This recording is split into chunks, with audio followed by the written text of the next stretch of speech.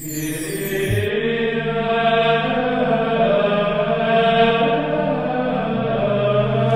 el nombre del Padre, del Hijo, del Espíritu Santo, el Señor esté con vosotros. Bienvenidos a celebrar la Santa Misa. Algunos no estabais el domingo pasado, estabais en la manifestación, pero bueno, hoy nos volvemos a ver todos. Vamos a meditar hoy sobre las bienaventuranzas, que es el corazón moral, el corazón ético del Evangelio. Después reflexionaremos un poco sobre ello. Ahora empezamos dando gracias a Dios y pidiendo perdón por nuestros pecados.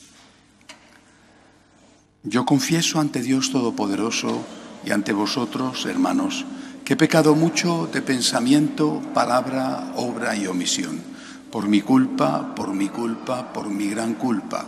Por eso ruego a Santa María, siempre Virgen, a los ángeles, a los santos y a vosotros, hermanos, que intercedáis por mí ante Dios nuestro Señor. Dios Todopoderoso tenga misericordia de nosotros, perdone nuestros pecados y nos lleve a la vida eterna. Señor, ten piedad. Cristo, ten piedad. Señor, ten piedad. Gloria a Dios en el cielo y en la tierra paz a los hombres que ama el Señor. Por tu inmensa gloria te alabamos, te bendecimos, te adoramos, te glorificamos.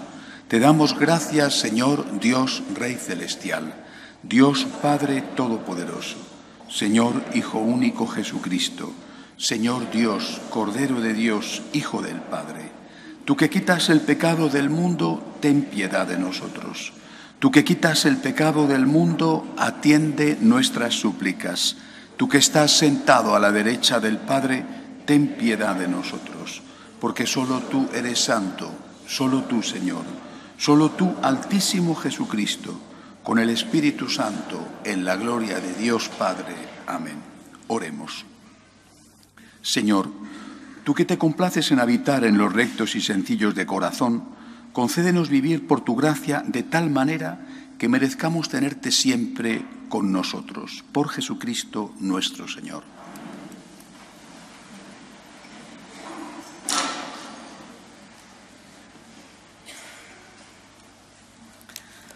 Lectura del libro de Jeremías. Esto dice el Señor: maldito quien confía en el hombre y busca el apoyo de las criaturas, apartando su corazón del Señor. Será como cardo en la estepa que nunca recibe la lluvia. Habitará en un árido desierto, tierra salobre e inhóspita. Bendito quien confía en el Señor y pone en el Señor su confianza. Será un árbol plantado junto al agua que alarga a la corriente sus raíces. No teme la llegada del estío, su follaje siempre estará verde.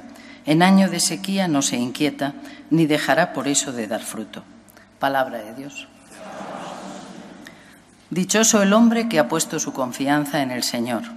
Dichoso el hombre que ha puesto su confianza en el Señor. Dichoso el hombre que no sigue el consejo de los impíos, ni entra por la senda de los pecadores, ni se sienta en la reunión de los cínicos, sino que su gozo es la ley del Señor y medita su ley día y noche. Dichoso el hombre que ha puesto su confianza en el Señor. Será como un árbol plantado al borde de la acequia, da fruto en su sazón y no marchitan sus hojas, y cuanto emprende tiene buen fin. Dichoso el hombre que ha puesto su confianza en el Señor. No así los impíos, no así. Serán paja que arrebata el viento, porque el Señor protege el camino de los justos, pero el camino de los impíos acaba mal. Dichoso el hombre que ha puesto su confianza en el Señor.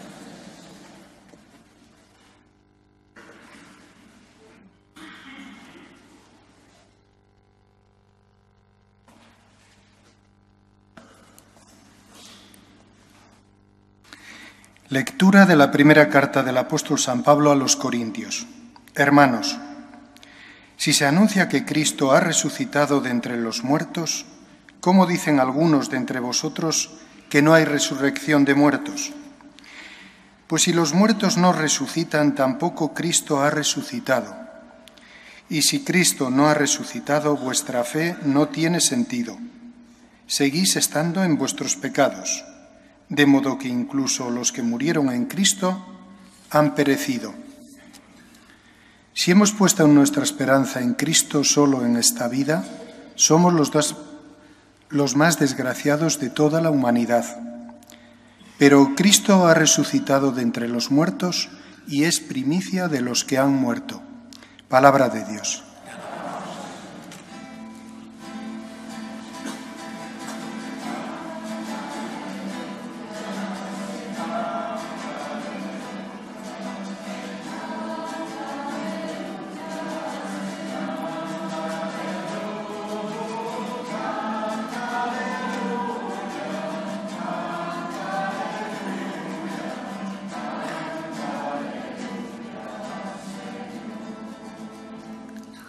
El Señor esté con vosotros. Lectura del Santo Evangelio según San Lucas. En aquel tiempo Jesús bajó del monte con los 12. Se paró en una llanura con un grupo grande de discípulos y una gran muchedumbre del pueblo, procedente de toda Judea, de Jerusalén y de la costa de Tiro y de Sidón. Él, levantando los ojos hacia sus discípulos, les decía: bienaventurados los pobres, porque vuestro es el reino de Dios. Bienaventurados los que ahora tenéis hambre, porque quedaréis saciados. Bienaventurados los que ahora lloráis, porque reiréis. Bienaventurados vosotros cuando os odien los hombres y os excluyan y os insulten y proscriban vuestro nombre como infame por causa del Hijo del Hombre. Alegraos ese día y saltad de gozo, porque vuestra recompensa será grande en el cielo. Eso es lo que hacían vuestros padres con los profetas, pero ay de vosotros, los ricos, porque ya habéis recibido vuestro consuelo. Ay de vosotros, los que estáis saciados, porque tendréis hambre. Ay de los que ahora reís, porque haréis duelo y lloraréis. Ay, si todo el mundo habla bien de vosotros. Eso es lo que vuestros padres hacían con los falsos profetas. Palabra del Señor. Decía Ortega y Gasset, lo que nos pasa es que no sabemos lo que nos pasa. No estoy de acuerdo. Por lo menos en nuestra época, creo que lo que nos pasa es que no sabemos por qué nos pasa lo que nos pasa. Tan importante como saber lo que pasa es saber la causa, porque si no, no se podrá nunca corregir. Hace ya muchos años, cuando dejé de estudiar y empecé a aprender, me convertí en un voraz devorador de libros. Tenía un gran maestro que me iba enseñando, ahora esto, ahora lo otro, lee esto, lee aquello. Me refiero a José Luis Martín Descalzo, y él me daba un tomo, una novela, un libro. Cada semana tenía que leerlo y después hablábamos. Y él me ayudó, por ejemplo, a descubrir a los grandes escritores franceses del siglo XIX, del siglo XX. Por desgracia, José Luis no apenas había entrado en los grandes escritores ingleses, ¿no? Pero los franceses los conocía muy bien. Uno de ellos, Léon Blois, entre otras obras, ¿no? El de La salvación viene de los judíos, tenía una frase que me produjo mucho desconcierto. Bueno, me costó trabajo digerirla y me ayudó mucho cuando la entendí. Dice Léon Blois, murió en el año 1917, dice: me cuesta trabajo perdonarle a la Iglesia que haya hecho a los pobres más pobres de lo que son. ¿Qué significa? La Iglesia ha hecho a los pobres más pobres de lo que son. Esto lo dice un católico francés. Los franceses piensan mucho. ¿Qué significa? Me costó trabajo entenderlo. En esa época, repito, yo había terminado mis estudios, todos mis estudios, y en esa época pensaba mucho el por qué nos está pasando en la Iglesia lo que entonces ya estaba pasando, que hoy pasa todavía mucho más. Analizando sobre cuál había sido mi formación, me di cuenta de que había estudiado más marxismo incluso que Biblia. Es decir, la formación de mi generación estaba siempre orientada al marxismo. No porque quisieran nuestros profesores hacernos comunistas, sino porque se pensaba, mi generación lo sabe perfectamente, que el comunismo era el futuro y que por tanto teníamos que aprender a convivir intelectualmente con lo que iba a ser el futuro. El futuro iba a ser el paraíso comunista, paraíso según ellos. Y teníamos que aprender a debatir, a dialogar, a convivir con lo que iba a ser el futuro. La cosa estaba a punto de caer, así se pensaba entonces. Después lo que cayó fue el muro, pero en aquella época, no olvidéis, hasta qué punto toda la intelectualidad europea era de izquierdas, todavía hoy, pero en aquella época era absoluto. Si no eras de izquierdas, no eras nadie. A mí me tocó vivir los últimos años de Franco en la universidad aquí en Madrid y correr delante de lo que entonces se llamaban los grises. No porque yo saliera a las manifestaciones, sino porque si no corrías te daban con la porra. Es decir, vivíamos en aquel contexto absolutamente comunista desde el punto de vista intelectual.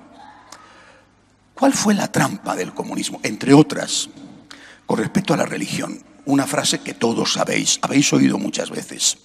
La religión es el opio del pueblo. Una frase típica de Marx con respecto a la religión. La religión es el opio del pueblo. ¿Por qué? Argumentaba Marx. ¿Por qué la religión es el opio del pueblo? Porque entretiene al pueblo con el cielo. Le hace pensar en el cielo. No te preocupes si aquí sufres, porque en el cielo te lo recompensarán. O sea, las bienaventuranzas que acabo de leer. No te preocupes si no te pagan justamente tu salario. No te preocupes si eres un esclavo, si eres una mano de obra barata. No te preocupes si tu marido te pega y eres la señora en la casa. No te preocupes, en el cielo te recompensarán. Esa fue la tesis de Marx. Como consecuencia, por supuesto es una tesis falsa, pero fue aceptada, repito, por la intelectualidad. Es decir, todos aquellos que eran hombres de cultura lo asumían absolutamente. Tardó mucho, pero mucho, en que se abriera dentro del comunismo alguna grieta. Por ejemplo, Ernst Bloch con su Principio Esperanza. La gente pensaba esto, los intelectuales. Y la Iglesia empezó a pensarlo también. Y empezaron a reaccionar a la contra. ¿Que la religión es el opio del pueblo? Mentira. Os lo vamos a demostrar. ¿Y qué hizo la Iglesia, y no solo la Iglesia católica, para demostrar que eso era falso? Pues meterse de lleno en el mundo social. Vamos a demostrar que no es verdad que la religión es el opio del pueblo, y para eso vamos a comprometernos con las causas políticas, con las causas sindicales, vamos a comprometernos, depende de los países, ¿verdad?, a veces también con la revolución, pienso Latinoamérica, la teología de la liberación, y así vamos a demostrar que la religión no es el opio del pueblo, sino fermento de cambio. Esto es una rápida síntesis de la segunda mitad del 19, del 20. Pero hay más, algo peor todavía que esto. Como nos acusan de que la religión es el opio del pueblo porque hablamos del cielo, bienaventuranzas, repito, lo que hay que hacer es dejar de hablar del cielo. Ahí es donde ya entramos en picado. Ya no hay que hablar del cielo. Ya no hay que hablar del cielo, todo en la tierra, todo aquí, aquí. Aquí los premios, aquí los castigos, todo aquí. Y si ya no hablamos del cielo, evidentemente tampoco hablamos del pecado, ni del juicio. Es decir, de que un día te vas a encontrar con nuestro Señor, amoroso, Padre, pero al fin Señor y juez, y te va a decir: lo que has hecho el más pequeño me lo has hecho a mí, y lo que no lo has hecho no me lo has hecho a mí. Ven bendito de mi Padre o vete maldito de mi Padre. No hablamos del cielo, no hablamos del examen, no hablamos de la justicia divina. Es decir, hemos hecho, probablemente con la mejor buena voluntad, pero hemos hecho una religión atea. Y no renuncio a la palabra.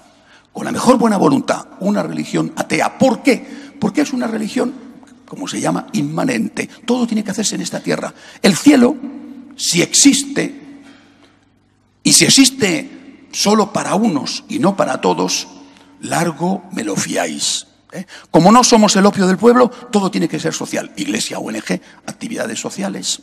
Pero nada de predicar lo que sea moral, salvo la moral social, prácticamente ninguna. La consecuencia es espantosa, repito. Porque, primero, estamos yendo en contra de Jesucristo. Las bienaventuranzas son una continua apelación al cielo. En el cielo se nos va a pagar. Si no creemos en el cielo, entonces ¿en qué creemos? Primero, contrarios a las enseñanzas de Jesucristo. Hemos perdido la fe. Segundo, es algo que me produce siempre estupor. Yo no sé en qué mundo viven, a lo mejor en aquella época vivían en otro mundo, pero hoy en día la Iglesia no tiene poder ninguno.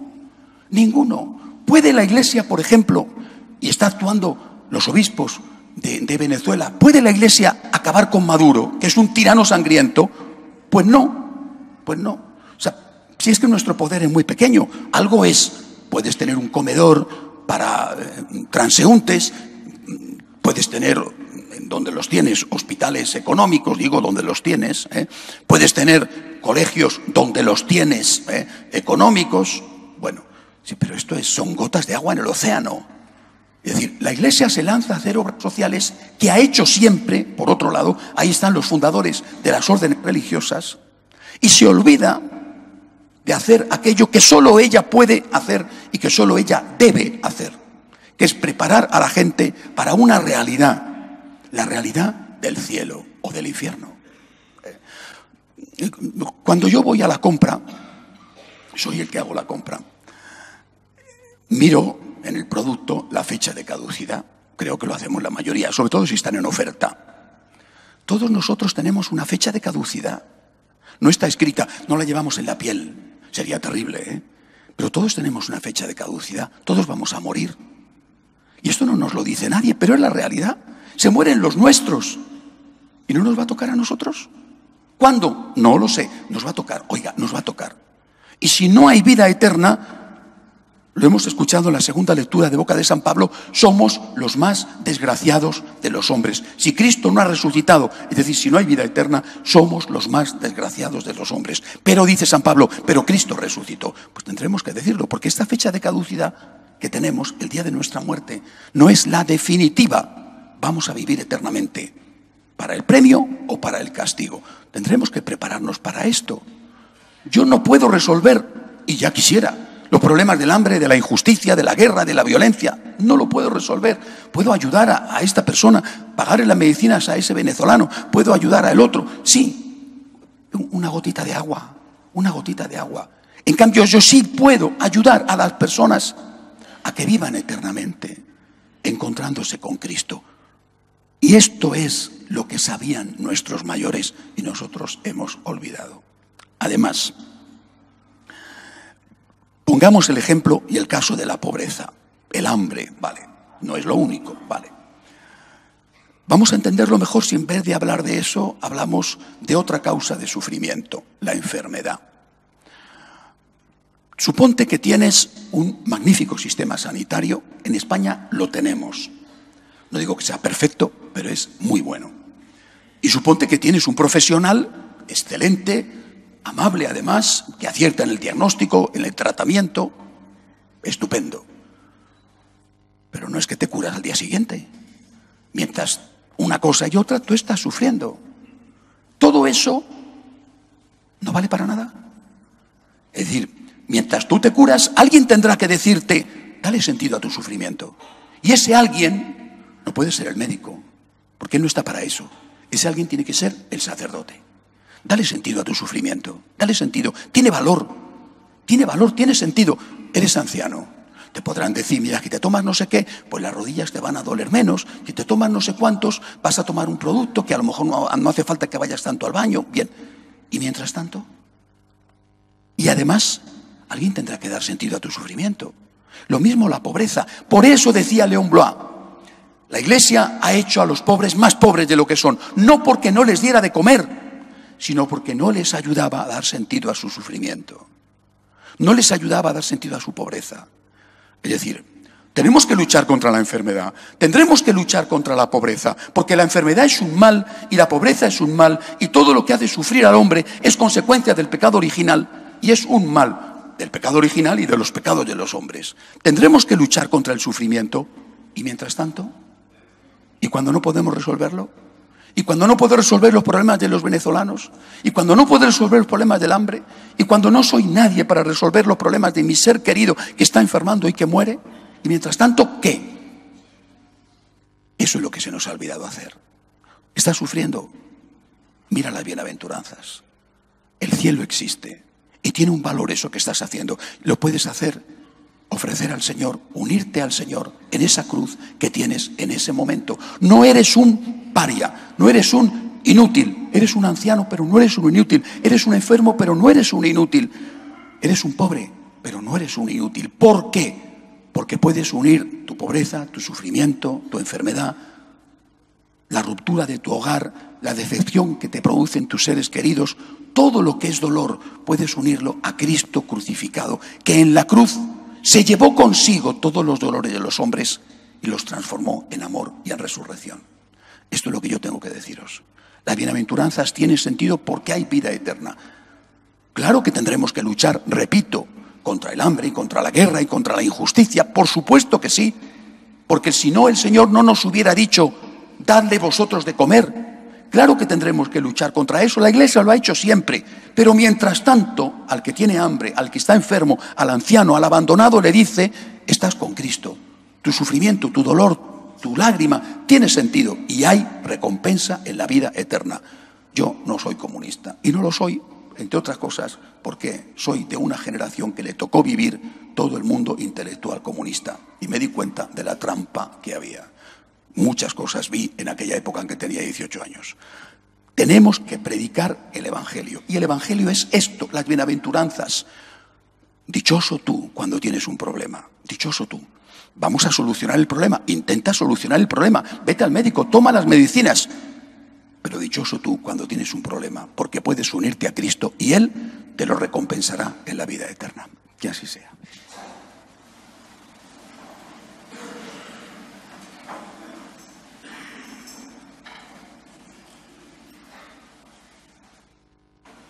Creo en un solo Dios, Padre Todopoderoso, Creador del cielo y de la tierra, de todo lo visible y lo invisible. Creo en un solo Señor Jesucristo, Hijo único de Dios, nacido del Padre antes de todos los siglos, Dios de Dios, luz de luz, Dios verdadero de Dios verdadero, engendrado, no creado, de la misma naturaleza del Padre, por quien todo fue hecho, que por nosotros los hombres y por nuestra salvación bajó del cielo. Por obra del Espíritu Santo se encarnó de María la Virgen y se hizo hombre, y por nuestra causa fue crucificado en tiempos de Poncio Pilato. Padeció y fue sepultado. Resucitó al tercer día, según las Escrituras, y subió al cielo, y está sentado a la derecha del Padre, y de nuevo vendrá con gloria para juzgar a vivos y muertos, y su reino no tendrá fin. Creo en el Espíritu Santo, Señor y dador de vida, que procede del Padre y del Hijo, que con el Padre y el Hijo recibe una misma adoración y gloria, y que habló por los profetas. Creo en la Iglesia, que es una, santa, católica y apostólica. Confieso que hay un solo bautismo para el perdón de los pecados. Espero la resurrección de los muertos y la vida del mundo futuro. Amén. Por la Santa Iglesia de Dios, para que sea siempre fiel a Jesucristo, roguemos al Señor. Por la paz, para que termine la persecución que sufren los cristianos, para que termine la dictadura sangrienta de Venezuela, roguemos al Señor.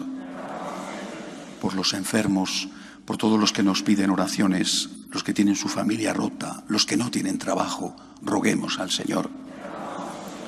Por nosotros, para que tengamos la certeza de la vida eterna, que nos sirve de consuelo en este valle de lágrimas, roguemos al Señor. Acoge, Dios Todopoderoso, las súplicas de tu pueblo que confía en tu amor. Te lo pedimos por Jesucristo nuestro Señor.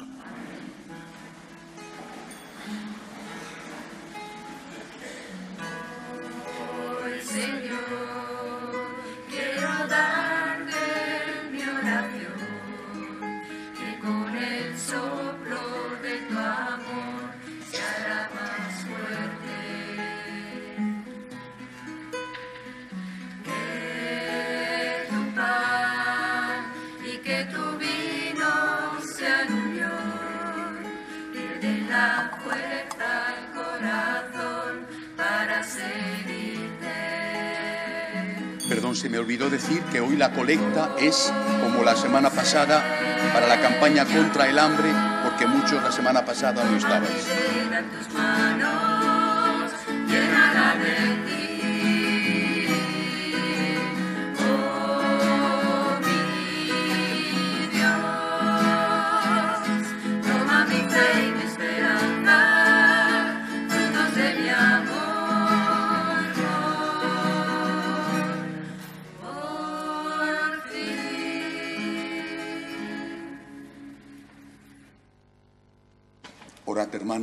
para que este sacrificio mío y vuestro sea agradable a Dios Padre Todopoderoso.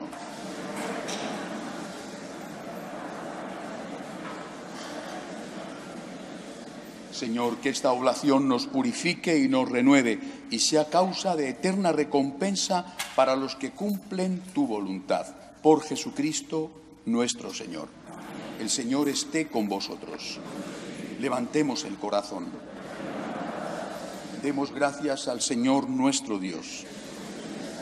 En verdad es justo y necesario, es nuestro deber y salvación darte gracias siempre y en todo lugar, Señor Padre Santo, Dios Todopoderoso y Eterno. En ti vivimos, nos movemos y existimos, y todavía en nuestro cuerpo no solo experimentamos las pruebas cotidianas de tu amor, sino que poseemos ya en prenda la vida futura, pues esperamos gozar de la Pascua eterna, porque tenemos las primicias del Espíritu por el que resucitaste a Jesús de entre los muertos. Por eso, te alabamos con todos los ángeles, aclamándote llenos de alegría. Santo, santo es el Señor, Dios del universo. Llenos están el cielo y la tierra de tu gloria. Hosanna en el cielo. Bendito el que viene en nombre del Señor. Hosanna en el cielo. Santo eres en verdad, Señor, fuente de toda santidad. Por eso te pedimos que santifiques estos dones con la efusión de tu Espíritu, de manera que sean para nosotros cuerpo y sangre de Jesucristo nuestro Señor, el cual, cuando iba a ser entregado a su pasión voluntariamente aceptada, tomó pan. Dándote gracias, lo partió y lo dio a sus discípulos, diciendo: Tomad y comed todos de él, porque esto es mi cuerpo, que será entregado por vosotros.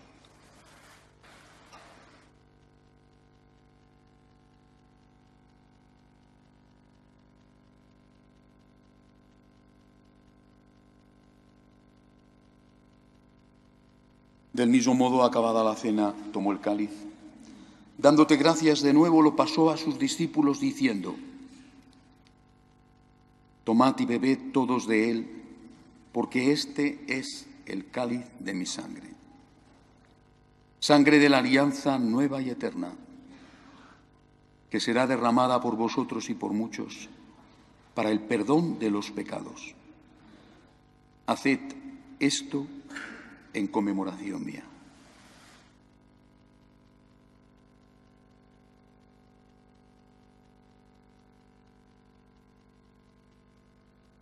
Este es el sacramento de nuestra fe.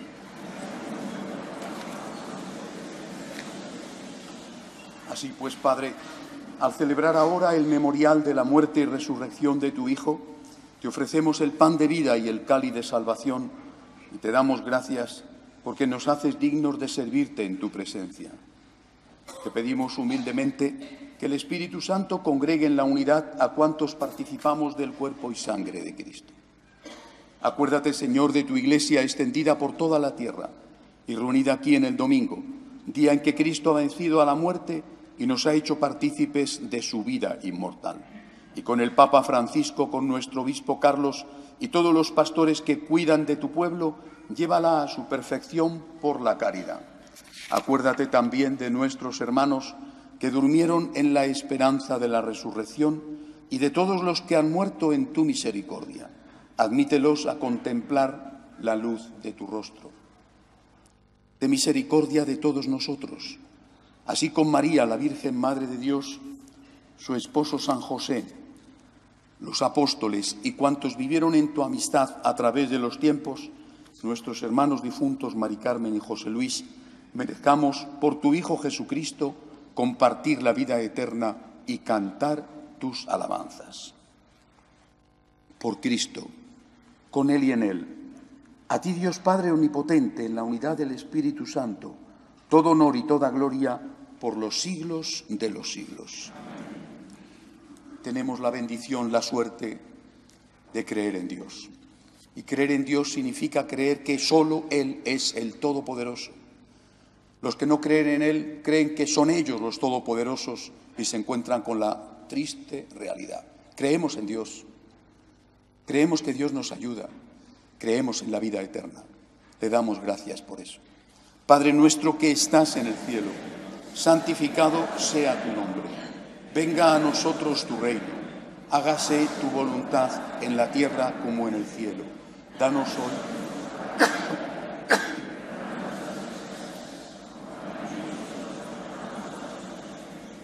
No nos dejes caer en la tentación y líbranos del mal. Líbranos de todos los males, Señor. Concédenos la paz en nuestros días, para que, ayudados por tu misericordia, vivamos siempre libres de pecado y protegidos de toda perturbación, mientras esperamos la gloriosa venida de nuestro Salvador Jesucristo. Señor Jesucristo, que dijiste a tus apóstoles: la paz os dejo, mi paz os doy. No tengas en cuenta nuestros pecados, sino la fe de tu Iglesia. Y conforme a tu palabra, concédele la paz y la unidad. Tú que vives y reinas por los siglos de los siglos. La paz del Señor esté siempre con vosotros. Daos unos a otros la paz.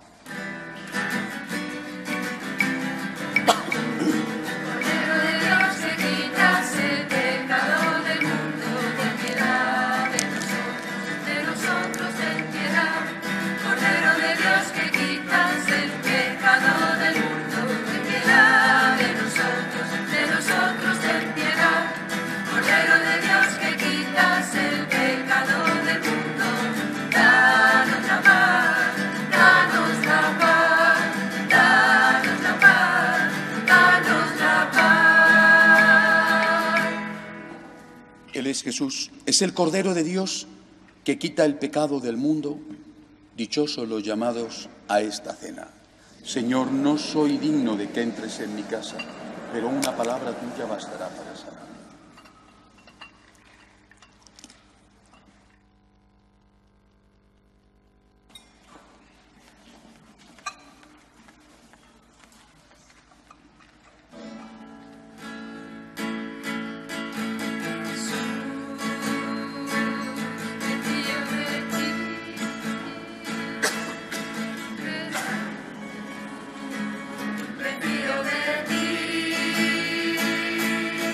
Hey!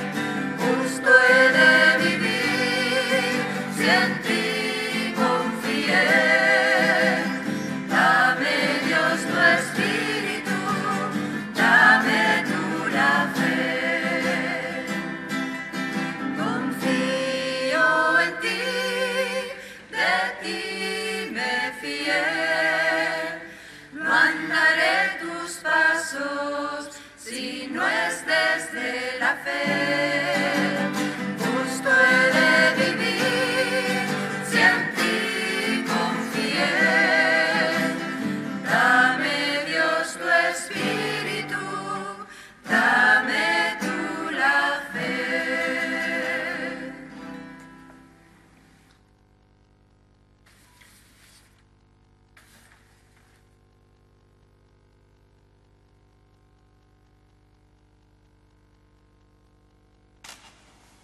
Oremos.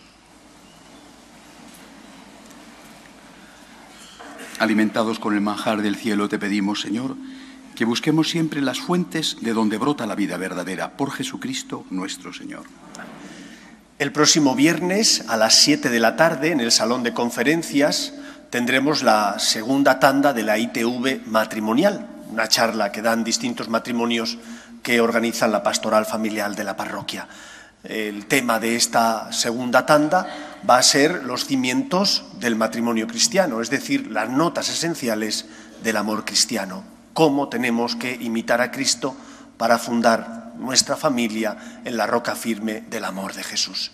Estáis todos invitados. Viernes 7 de la tarde en el Salón de Conferencias. Y el domingo a las 6 de la tarde, entrando por las oficinas, se accederá a la capilla donde los jóvenes están convocados a la misa de jóvenes que una vez al mes tenemos en la parroquia. Se entra por las oficinas para evitar que entren por aquí no los jóvenes, sino aquellos que se sientan jóvenes. No, es para jóvenes. Y para evitar que entren infiltrados, se entra por las oficinas y así solo pasan los jóvenes y tienen una Eucaristía especial para ellos. Muchas gracias. El Señor esté con vosotros. La bendición de Dios Todopoderoso, Padre, Hijo y Espíritu Santo, descienda sobre vosotros. Podemos ir en paz. Los curas no podemos meternos en política, pero sí podemos rezar. Vamos a rezar por nuestra patria. Vamos a pedirle a la Virgen la unidad de nuestra patria. Salve Regina, Madre.